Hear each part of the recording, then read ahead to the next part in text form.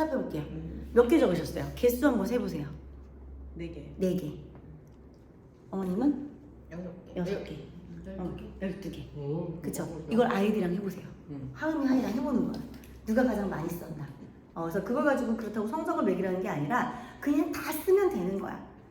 지금은 우리가 아직은 처음 해봐가지고 그래. 근데 다 쓰면 되는 거야. 고민하지 말고 그냥 써. 그게 훨씬 잘하는 거야. 라고 얘기를 하시는데 보통 우리가 이제 이렇게 생각날 수 있겠죠? 이때 당시에 무슨 넷플릭스에서 좀비 관련된 제가 뭐 이렇게 드라마를 볼 때였거든요. 그러다 보니까 처음에 분명히 백설공주로 시작을 했는데 가다 보니까 나중에 독살, 죽음, 좀비 뭐 이런 게 나오는 거예요. 스위트홈, 스위트홈 보고 있었나 봐. 이게 이렇게 나오더라고요. 그래서 내가 사고하면 떠오르는 단어들은 처음엔 동화 또는 백설공주 또는 애플 이런 거였지만 점차 내가 그것과 연관지어진 더 폭넓은 사고를 할 수 있는 거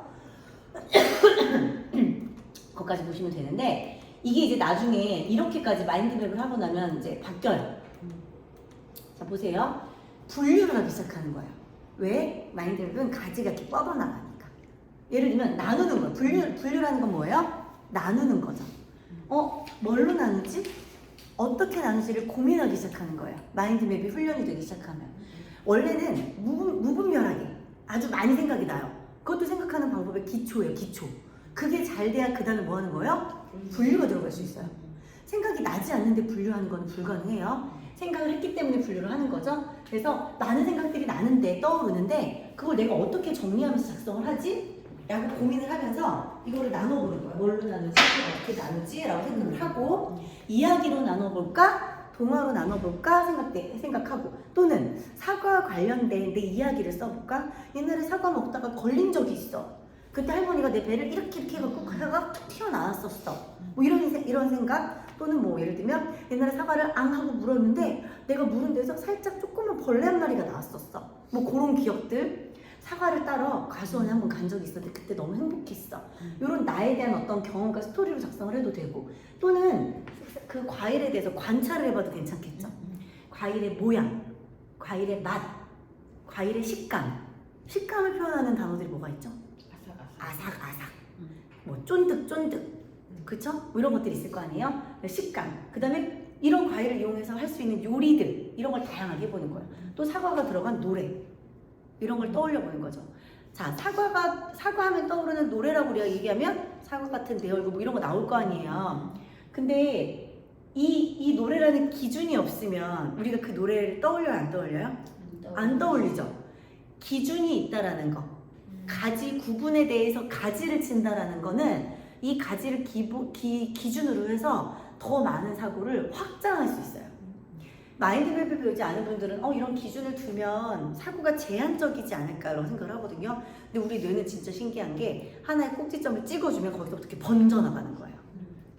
그래서 이 가지를 친다는 게 너무 중요한 거고 이 분류적 가지를 많이 생각하면 생각할수록 그러면 훨씬 더 확산적인 사고를 할 수 있겠죠.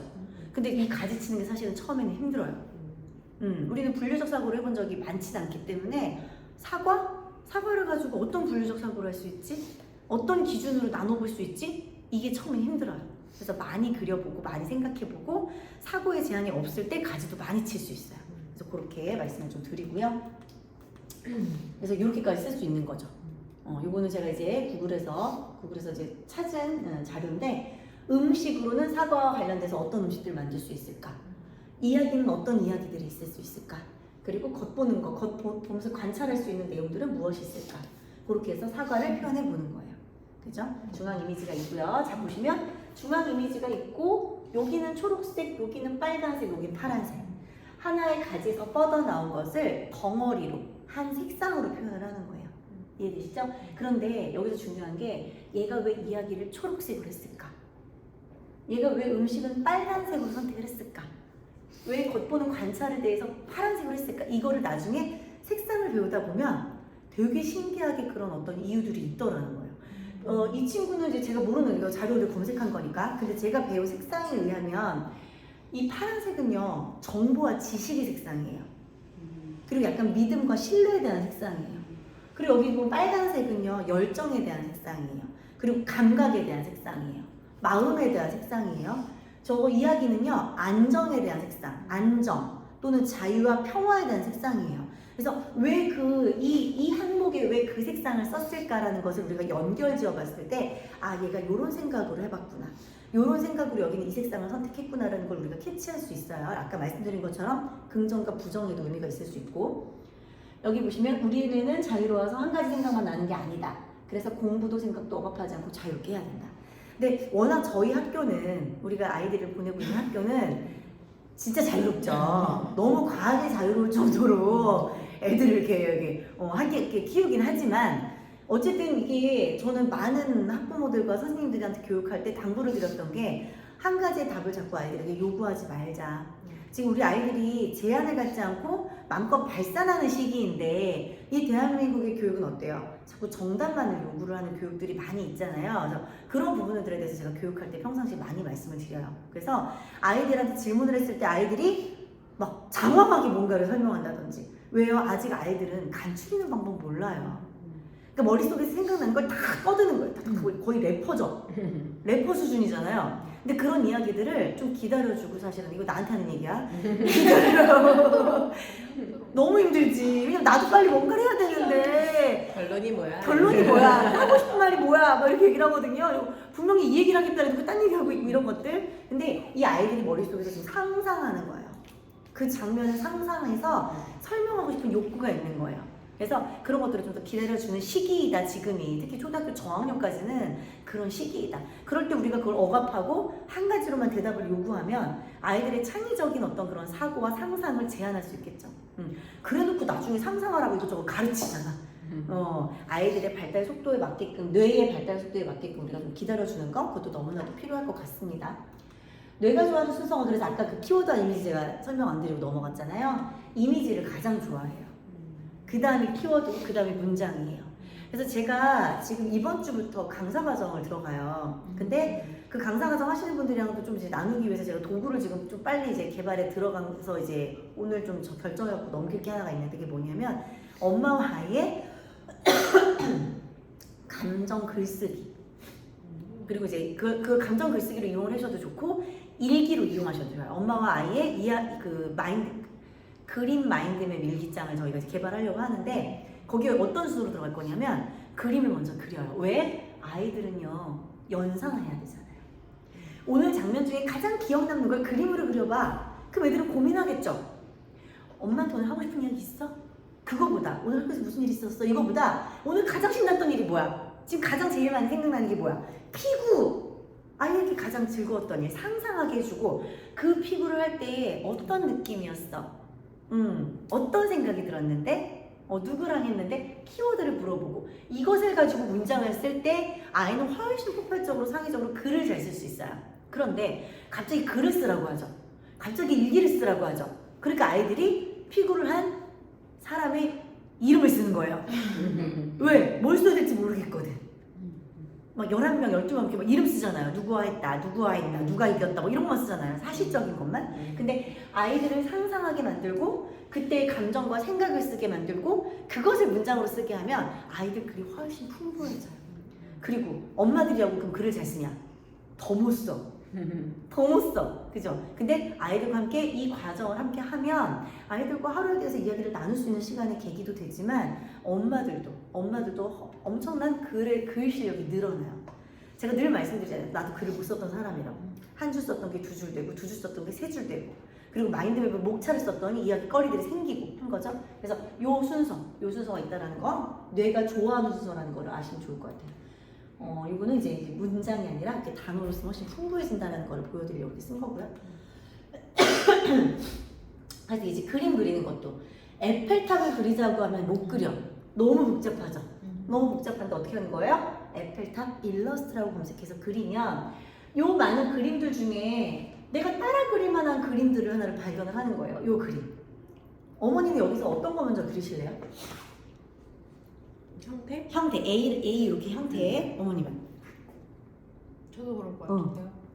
어머님은요? 여기 기둥부터. 밑에 요 기둥. 그쵸? 옆에 기둥부터 저는 어떻게 하냐면 얘 이렇게 가로 기준 먼저. 그럼 또 어떤 어머님은 저 꼭대기부터 내려온다래요. 여기 동그라미부터. 다 각각 자기가 먼저 시작하려는 시작점이 다르거든요. 요때 자네가 발달을 해요. 그리고 공간. 종이가 지금 이렇게 넓게 있는데 이 종이 안에 얘를 어느 정도 크기를 그려야 되지? 어느 정도 면적을 그려야 되지? 이런 것들을 또 우리가 생각하게 될 때 좌뇌우는 같이 발달하는 거고, 그래서 그림을 따라 그리는 것도 상당히 두뇌 개발에 도움이 됩니다. 따라 그리는 거. 이내는 그림 그리는 걸 되게 어려워해요. 그 마인드맵 시키면 글자를 확장시키는 거는 잘하는데 그림이나 색칠을 해봐 그러면 되게 고민하더라고요. 왜냐면 색칠도 선택이거든요. 내가 색상을 선택하는 거잖아요. 그러면 이내는 좌뇌적인 요소가 많이 발달되는 아이일 수 있어요. 좌뇌적인 아이들은 내가 자율적으로 선택하는 걸 조금 힘들어해요. 색상을 선택해야 되거나 네가 그리고 싶은 그림을 생각하고 그걸 검색해봐라고 했을 때 검색은 잘하는데 뭐를 그릴지, 예를 들면 에펠탑을 그릴까 뭘 그릴까 이거를요 못해요. 엄마가 얘기해주면 안 돼요. 그럼 엄마가 얘기해주면 그걸 검색해서 따라 그리는 건 할 수 있어. 근데 뭘 그리지? 뭘 색깔을 뭘 칠해야 되지? 엄마 어느 면적이 그려야 될까요? 왜냐면 좌뇌적인 아이들은요 일단 정답 먼저 발견을 해요. 정답을 발견한 다음에 그리고 그 과정을 유추하는 거거든요. 근데 마인드맵은 창의적인 활동에 운회적인 것들도 끌어당기려다 보니까 스스로 그 과정을 유추해 나가야 되잖아요. 아직 익숙지가 않은 거예요. 그래서 이거를 좌뇌적인 아이들은 몇 번의 경험을 도와주실 필요는 있어요. 그렇다고 해서 아니야 네가 생각해봐. 아무거나 그려주니까 네가 생각해봐. 처음 해본 아이들은 낯설죠. 근데 처음에는 그러면 에펠탑은 어떨까? 사과는 어떨까? 시계를 그려보는 건 어떨까? 한번 검색해보려면 검색은 잘해요. 따라 그리는 것도 좀 더 용기 내서 할 수 있겠죠. 그러니까 아이가 처음이라 어려운 부분에 대해서 알려주시다 보면 좌뇌적인 아이들은 순서를 익히는 과정 안에서 이제 잘할 줄 알게 되는 거예요. 그러면 운회적인 아이들은 뭘 힘들어할까요? 운회적인 아이는 상상은 해. 그 현실화시키는 이게 뭔가 구조화시키는 거. 맞아요. 구조화시키는 거. 막 이게 스트레스 받아 해요. 내가 상상한 건 되게 예뻤어. 근데 막상 이걸 그리다 보니까 삐뚤어. 이 그림과 너무 달라. 그럴 때 이제 또 이제 운회적이면서도 좀 완벽적인 성향의 아이들이 스트레스를 받겠죠. 엄마 얘는 예쁜데요. 이건 예쁘지 않아요 라고 얘기하시겠죠. 그럴 때 또 뭐 해주시는 거예요? 터치. 운회적인 아이들이 좀 감성적인 부분들이 많을 수 있으니까 터치 해주시면서 이건 너만의 에펠탑이야. 에펠탑도 멋있는데 네가 만든 탑은 더 멋있어. 이렇게 약간 감성적인 이야기도 해서 칭찬해 주시고, 그래서 아이들이 반복을 통해서 자신감 얻을 수 있게끔 얘기를 해주시면 되겠죠. 그렇죠? 그래서 제가 맨날 엄마한테 말씀드리는 게 뭐 교장쌤은 그림을 잘 그리시잖아요. 미대 나왔잖아요. 뭐 이렇게 얘기를 하면 제가 얘기를 해요.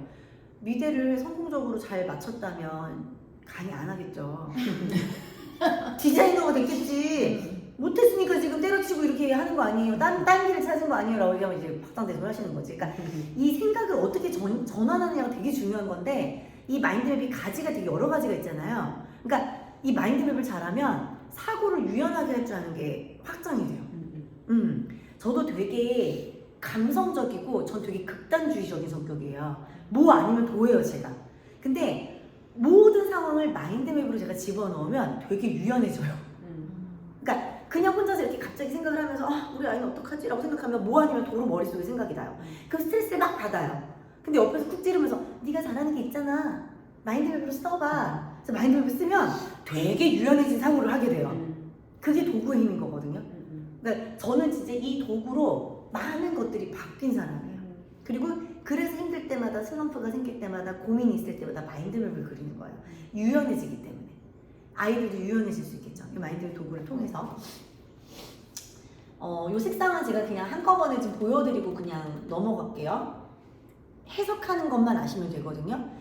이게 보시면 빨간색, 주황색, 노란색이 각각 의미가 있겠죠. 찍어도 돼요? 네, 찍어도 돼요. 이게 지금 화면이라 잘 안 보이는데 제가 이걸 나중에 캡처를 해가지고 좀 공유를 할게요.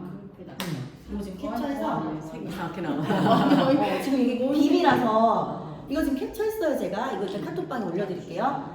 우리 그 산 모임 그거. 얘는 곤색, 남색이요. 남색이고요. 얘는 자주색이에요.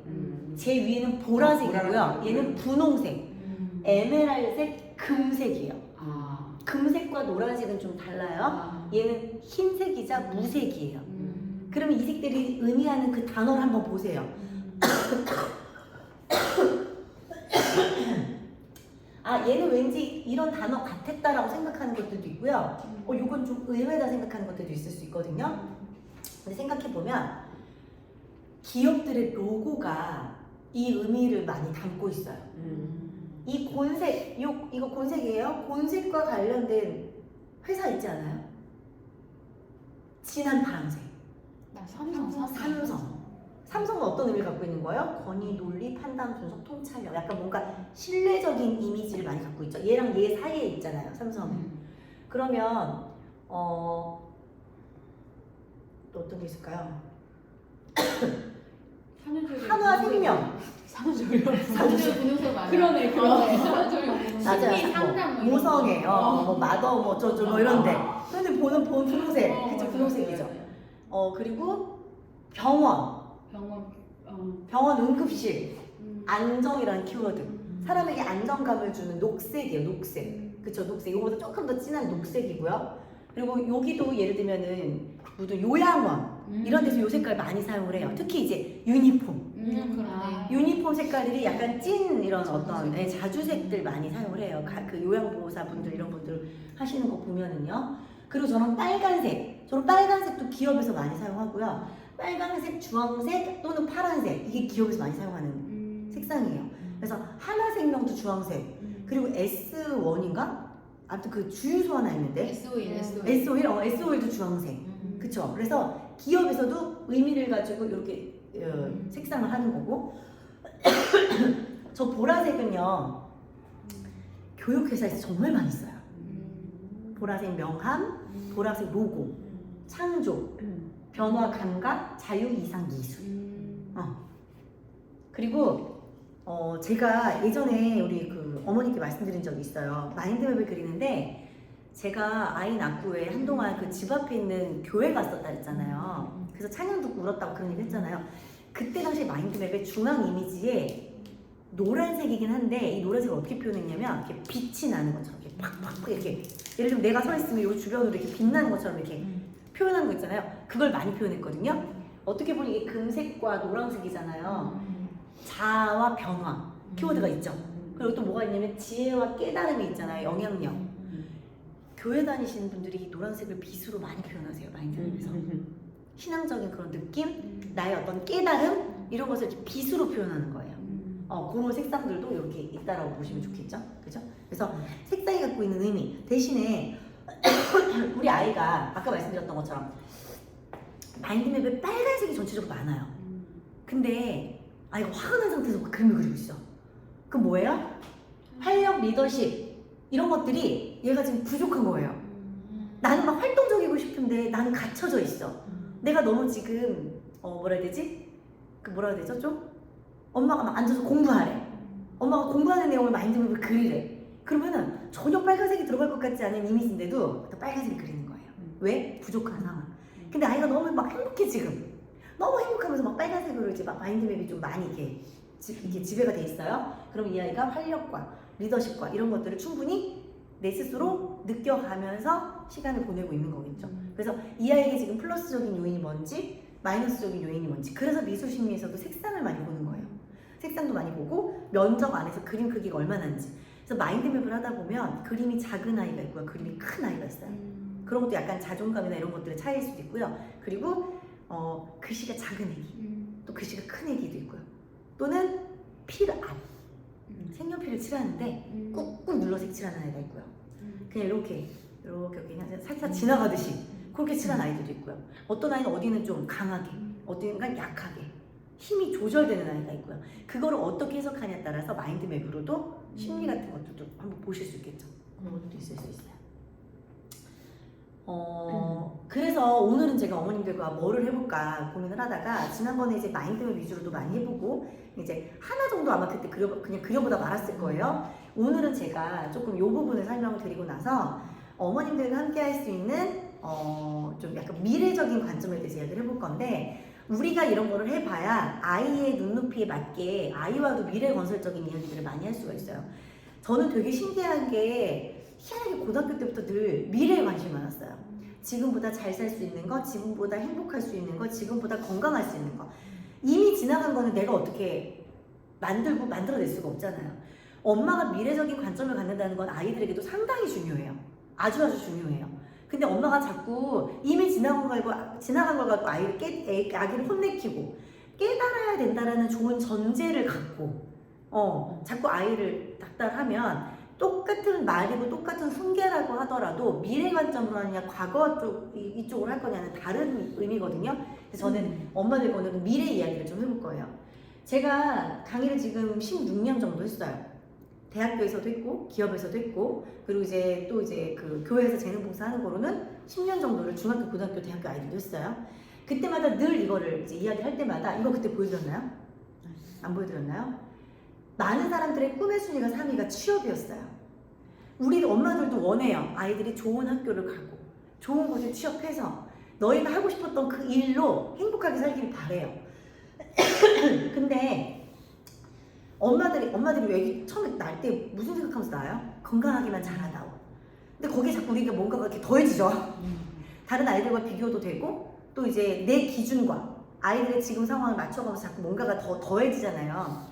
취업도 마찬가지인 거예요. 분명히 아이들이 행복하게 너가 원하는 거, 너가 잘하는 거 적성에 찾아서 행복하게 하길 바라는데 희한하게 아이들이 점점 잘하고 정말 정작 취업에 정말 제대로 된 고민을 하기 시작할 때 그때는 좀 괜찮은 회사, 아이들과 맞지 않아도 괜찮은 회사, 너의 그냥 네 성적에 맞을 수 있는 회사, 뭐 이런 걸로 이제 점점 엄마 아빠 스스로가 선생님 스스로가 제안을 갖게 되더라는 거죠.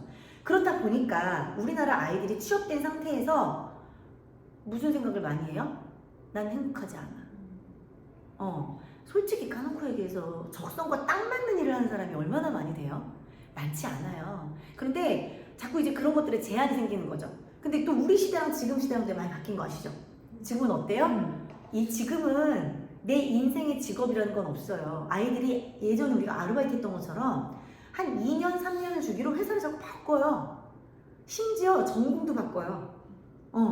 왜? 내가 하고 싶은 걸 끊임없이 찾아가는 시대가 이제 된 거예요. 근데 그거를 우리가 변화가 되는 이 트렌드를 우리가 알지 못하면 너는 왜 뭐 하나를 꾸준히 하지 못하니? 이렇게 돼버리는 거예요. 취업이 꿈인데 아이들이요. 이거는 제가 자살률을 이제 얘기하는 게 10년 전 자료예요. 10년 전에도 1위인 국가를 제외하고요. OECD 국가 중에 있는 대한민국이 늘 자살률이 1위였어요. 제가 2011년에도 서울대 치대생이 자살한 적이 있었거든요. 이유가 뭐냐면 엄마가 방학 때 네가 이제 알아서 열심히 해봐. 좋은 대학도 들어갔고 했으니까 엄마가 너 뒷바라질 때까지 잘해줬으니까 이제 너가 알아서 해봐. 얘는요 알아서 하는 방법을 배워본 적이 없어요. 엄마의 그 얘기가 얘한테 상당히 큰 무게감이었던 거예요. 근데 이번에 또 아이가 자살을 했더라고. 서울대 아이가. 유서에 뭐라고 써있는 줄 알아요? 공부가 너무 힘들어요. 그럼 우리가 공부하는 거, 취업하는 거 이런 거 우리가 엄마 아빠가 다 얘기하고 그 아이들을 그 환경 안에서 키우는 건데 뭘 위해서 키웠냐는 거예요. 여기서 가장 큰 전제 깔려야 되는 건 뭐예요? 아이의 만족감과 행복이에요. 근데 우리가 그거를 얘기해 주는 게 아니라 자꾸 어느 회사, 어느 대학 엄마들이 갖고 있었던, 선생님들이 갖고 있었던 목표를 아이들에게 투과시키게 되는 거잖아요. 이거를 우리가 얼마나 잘 알고 가느냐, 저 먼 저기 꼭지점에 뭘 갖고 가느냐, 이게 종교와는 상관이 없다는 생각을 한 게 전 처음에 교회 다니시는 분들은 다 착하고 다 깨끗하고 이게 아니다라는 거를 지금 교회를 다니면서 느꼈다는 게 아니라 이거를 그냥 예전에 그때 2014년 15년 아이들을 키우면서 만나봤던 많은 뭐 강사님들도 있겠고 제 주변 저도 마찬가지고 저도 지금 뭐 애들을 기독대안을 보내고 뭐 교회를 다닌다고 해서 저도 그렇게 된 건 아니니까 사람이기 때문에. 근데 우리가 늘 저 끝에 내가 추구하는 뭔가가 있지 않으면 우린 자꾸 저기까지 가는 길이 어떻게 돼요? 흔들려요. 많은 유혹과 많은 어떤 시기 질투와 많은 상처와 많은 아픔과 이런 것들이 흔들리죠. 그래서 저기 꽂고 가는 게 되게 중요한 거예요. 아이들에게도 취업과 진로가 왜 중요해요? 아이들의 만족감과 아이들의 자존감과 아이들의 행복을 위해서 중요하다고 생각하는 거잖아요. 그거를 우리가 미래 계획에 꽂고 가야 돼요. 꽂고 가지 않으면 내가 거기 있는 그 생각이 없으면 흔들리는 거죠. 아주 처음에 미세하게 이렇게 벌어지거든요. 근데 우리가 왜 나비 효과라고도 하고 그러잖아요. 이 미세한 각도의 차이가 어떻게 되는 거예요? 너무나도 다른 결과를 낳는 거잖아요. 그래서 중요해요.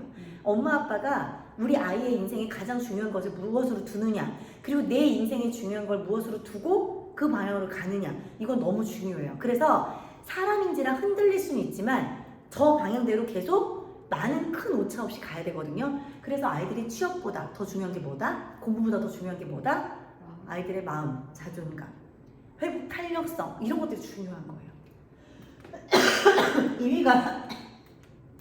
2위가 뭐냐면 로또예요. 누구나 마음속에 힘들지 않고 사는 방법을 원해요. 요즘 아이들 꿈이 뭐예요? 유튜버. 이거 뛰어넘었어요. 요즘 중고등학생 뭔지 알아요? 그러면 건물주 닮은 아니야? 돈 많은 백수. 돈 많은 백수. 돈 많은 백수가 꿈이래요. 요즘의 아이들이. 그러니까 뭐냐면 성인도 성인이지만 아이들도 힘들지 않고 잘 살 수 있는 방법을 생각하는 거예요. 근데 그런 게 있나요? 우리가 해봤지만 없죠. 자, 제가 여기 로또를 가져온 이유는요. 로또와 관련된 기사를 검색해보면요. 불운한 기사들이 훨씬 많아요. 왠지 아세요? 이 이유를 한번 생각해 볼까요? 왜 로또가 됐는데 그 흔하지 않은 기회를 얻었는데 왜 이렇게 불운하게 되는 걸까요? 생각하지 못해서. 맞아요. 구체적으로 계획하지 않아서예요. 로또가 됐다고 좀 불운할 이유가 있나요? 아니죠. 남들이 갖지 못한 엄청난 기회를 내가 갖게 된 거잖아요. 그런데 그런 행운이 왔음에도 불구하고 뭘 안 했어요, 내가? 구체적인 계획이 없었을 때. 기회라는 게 왔는데 내가 구체적인 계획이 없었을 때는요, 그 기회를 제대로 이용할 수 있다 없다? 없다. 그게 이거예요. 로또가 됐어요. 사람들은 막연하게 얘기하죠. 나중에 여행 가고 싶어요, 로또 되면. 아니면 근산 집 한 채 하고 싶어요. 뭐 효도하고 싶어요. 근데 갑자기 기회가 찾아왔는데 내가 여행이나 어디 갈 건데 생각해봐야지 하는 동안에 나한테는 정말 많은 유혹들이 다가와요. 그쵸? 어른들에게 대비를 하면 뭐 예를 들면 우리가 맨날 얘기하는 마약, 뭐 술 이런 것들이 있을 수 있겠잖아요. 또 여자 뭐 이런 것도 있을 수 있잖아요.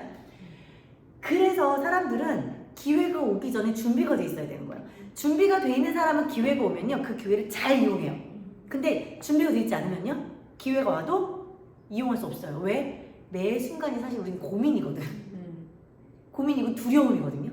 그래서 준비가 돼 있지 않으면 기회가 오더라도 그 기회가 아니더라. 그래서 왜 기회의 신은요, 앞에는 숱이 많은데 뒤에는 대머리래요.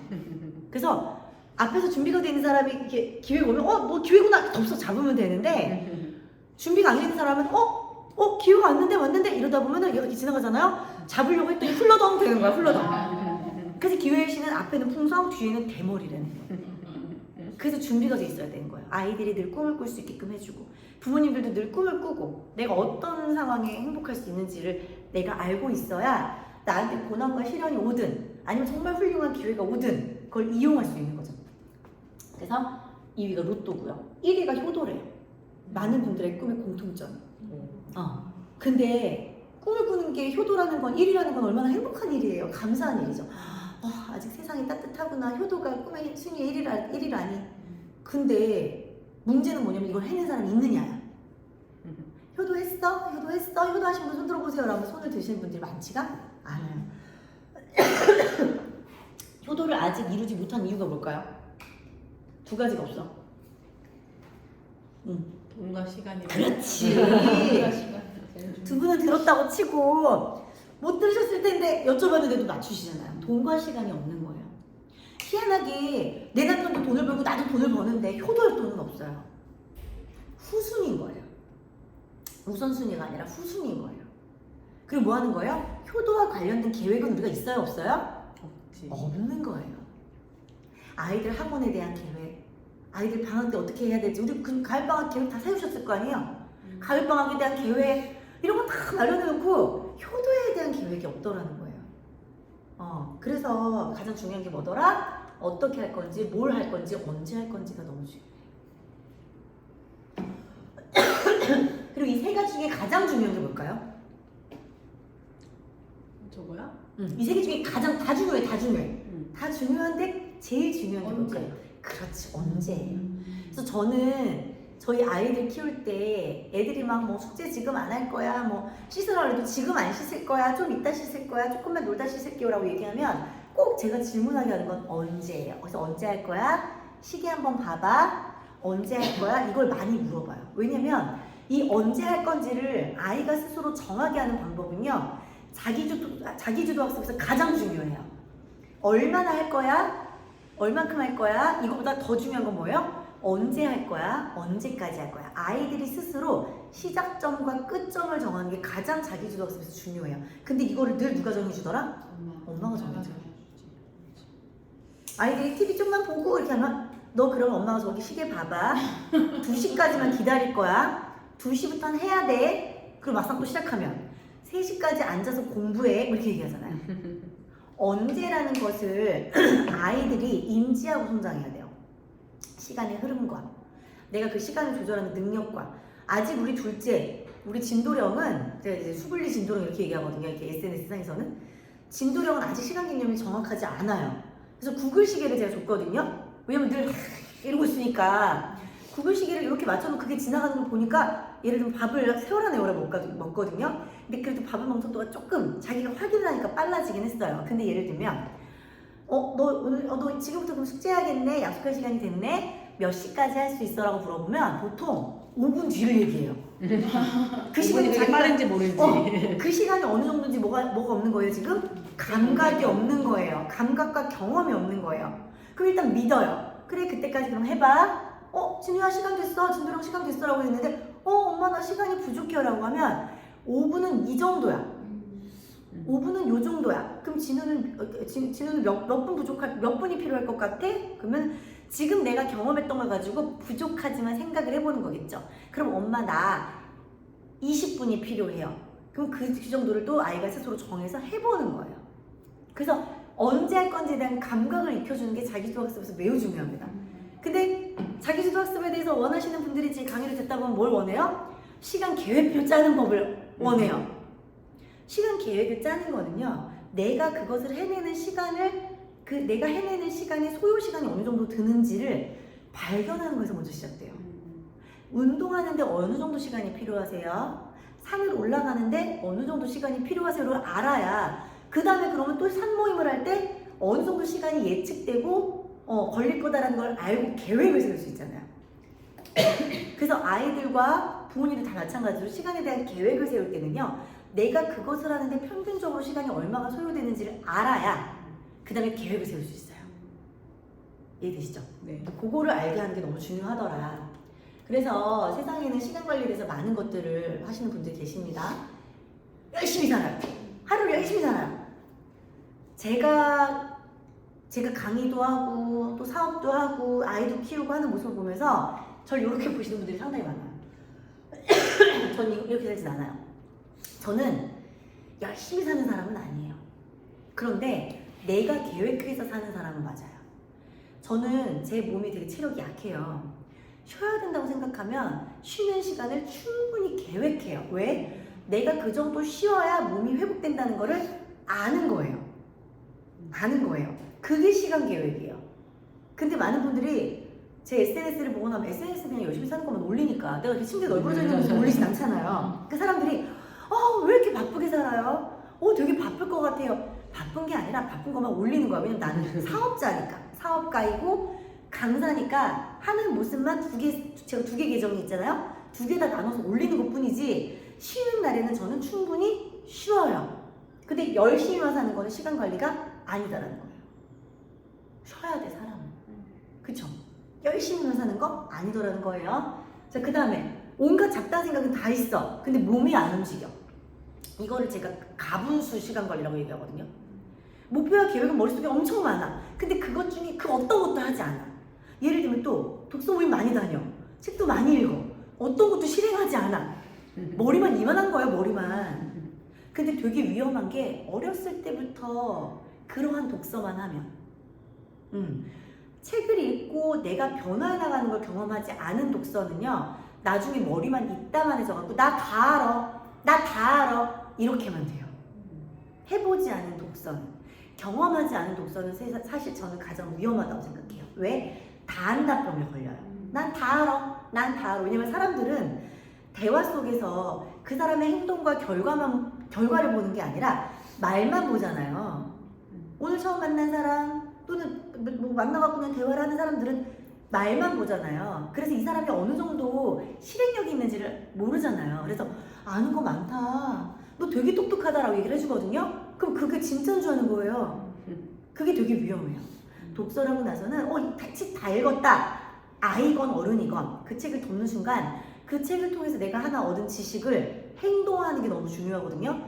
이렇게 머리만 커지는 거 가장 위험해요. 가장 위험. 그래서 공부만 하는 아이들이 사회성도 부족하고 공부만 하는 아이들이 지혜롭지 않은 거예요. 머리만, 몸과 머리가 따로 노는 거죠. 자, 그리고 yes. 누가 시키는 대로만 하는 애. 그래서 착한 애들이 나중에 잘 사는 게 또 아니더라는 거예요. 고집도 피우고 엄마한테 많이 대들지만 내 나름대로의 주도적인 경험을 한 아이들이 나중에 훨씬 성장을 잘해요. 그래서 yes가 아니라는 거예요. 그래서 저는 첫째가 yes 인간이었어요. 원래 어렸을 때. 그래서 걱정을 많이 했어요. 근데 너무 지금은 주도적으로 잘 크고 있는 거죠. 그래서 yes 안 되겠구나. 그러니까 말 잘 듣는 아이가 똑똑한 아이는 아니라는 거. 아이가 주도적으로 고집도 부리고, 우리가 아이들이 한 3살, 4살 때 자기 고집이 생길 때 내가 신을 거야, 내가 할 거야, 막 엄마가 양말 시켜줘도 다 벗어 던지고 내가 신을 거야, 이럴 때 그것을 인정해주는 시간들이 필요한 이유는 자기 주도적인 걸 그때 배우고 형성하는 시기이기 때문에. 근데 그게 초등학교 때도 필요하고 중학교 때도 필요해요. 다 필요한 거예요. yes 아니라는 거. 그리고 제일 안 좋은 게 무계획. 계획이 있어야 된다는 거예요. 내 주도적으로 내 삶을 만들어 나가는 거고요. 그 엄마 아빠의 뒷모습을 보고 누가 자라요? 우리 아이가 자라는 거겠죠. 그래서 계획하는 삶을 보여주시는 게 너무 중요하고요. 전 저희 집에도 있고 저 밑에도 있는데 이렇게 바인더로 늘 저를 좀 기록을 많이 했어요. 블로그에다 쓴 것들도 다 출력해갖고 놓고, 마인드맵 한 것도 놓고, 특강 후기 같은 것도 받아서 놓고, 주간 계획 같은 거 했던 것도 다 이렇게 놔뒀거든요. 나중에 한번 구경하시면 좋을 것 같고요. 신혼, 결혼 이런 거 했던 것도 영수증 다 모아놨어. 이건 쓸데없는 것 같아서 버렸어. 몇 년 갖고 있는. 뭐 결혼을 다시 할 것도 아니고, 그죠? 여기 보면은 뭐 태국 여행한 거. 제가 태국 여행한 게 지금 저기 있는지 모르겠는데 제 일생 일대의 첫 혼자 떠난 여행이었어요.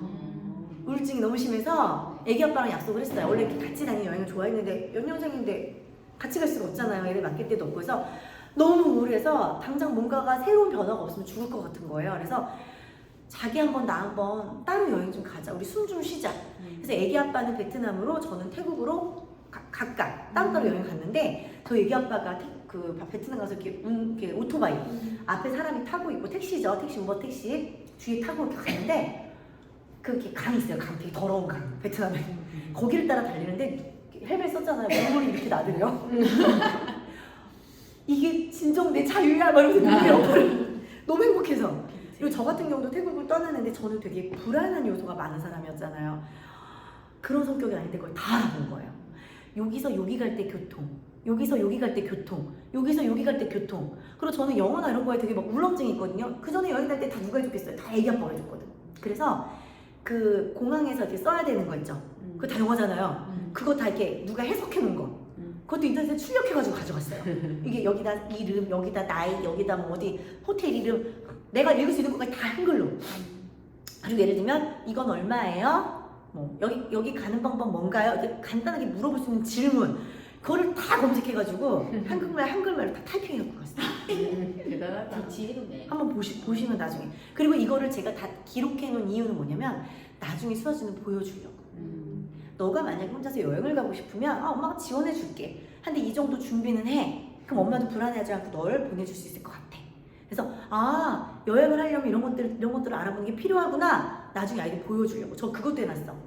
예를 들면 얼마는 한국 돈은 얼마인지. 왜냐면 그때 가가지고 기준을 이걸 세우려고 그러면 내가 헷갈릴 수 있잖아요. 다 그거 더 뽑아갖고 다 해놨어요. 그러면은 앱이 참 활용도 앱 활용. 팝하고 다 다운받아서 가요. 맞아요. 보여주는데 내가 앱 활용을 잘 못해. 지도를 보는 거를 잘 못해가지고 애기 아빠한테 몇 번이고 배워갖고 갔는데도 그게 불안한 거야. 지도까지 다 출력해갖고 그래서 그런 거예요.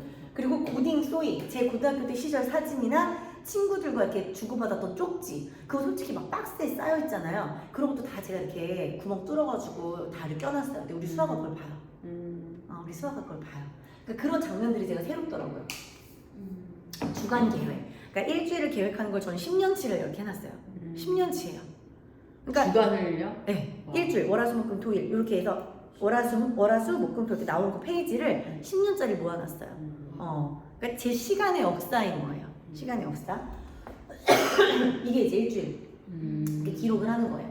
여기 보시면 이런 색깔은 뭐냐면 개인적인 시간이 이제 뭐 연두색, 공부한 시간이나 자기 개발한 시간들, 파란색, 보라색이 인맥 관리, 사람들과 이렇게 친분을 쌓은 시간들, 주황색이 뭔가 준비한 시간, 강의를 위해서 준비하거나 뭐 이렇게 뭔가 이렇게 돈을 벌기 위해서 좀 성과를 내기 위해서 준비한 시간, 이건 그냥 자기 개발 시간이 파란색인 거고요.